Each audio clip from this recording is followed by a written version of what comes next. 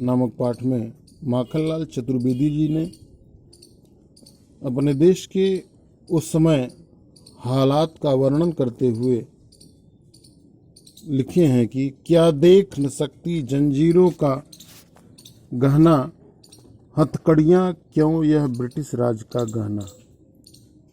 कोल्हू का छर्रक चूं जीवन की तान, गिट्टी पर अंगुलियों ने लिखे गान। हुमोट खींचता लगा पेट पर जुआ, खाली करता हूँ ब्रिटिश अकड़ का कुआं। दिन में करुणा क्यों जगे रुलाने वाली, इसलिए रात में गजब ढा रही आली। इस शांत समय में अंधकार को भेद, रो रही क्यों कोकिल बोलो तो, चुपचाप मधुर विद्रोह बीज क्यों बो रही हो।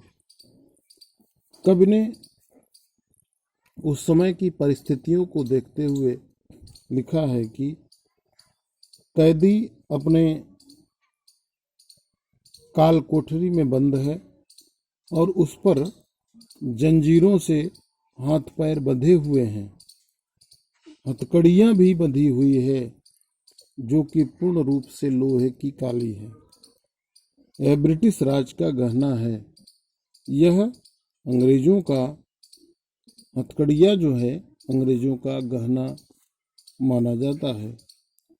कोल्हू का चर्रक चूं जीवन की तान, जिस प्रकार से कोल्हू में तेल को पेर दिया जाता था, उसी प्रकार जेलों में कोल्हू होता था और वह आदमियों के द्वारा, जो कैदी होते थे, उनके द्वारा उस कोल्हू को चलाया जाता था और उसी को पीसने से आटा निकलता था और तेल भी निकलता था, जिससे कारण से कैदियों का भरण पोषण होता था।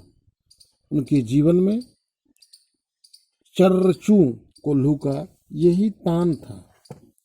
गिट्टी पर अंगुलियों ने लिखे गान, और बड़े बड़े पत्थर को फोड़ते फोड़ते उनके उंगलियों में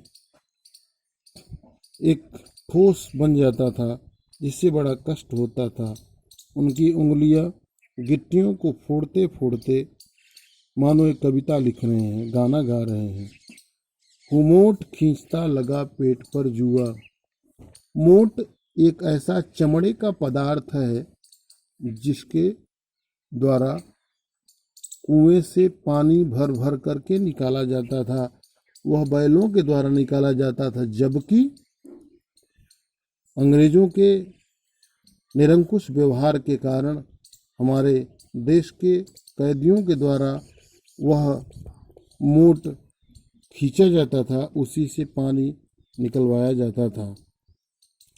दिन में करुणा क्यों जगे रुलाने वाली, इसलिए रात में गजब ढा रही आली।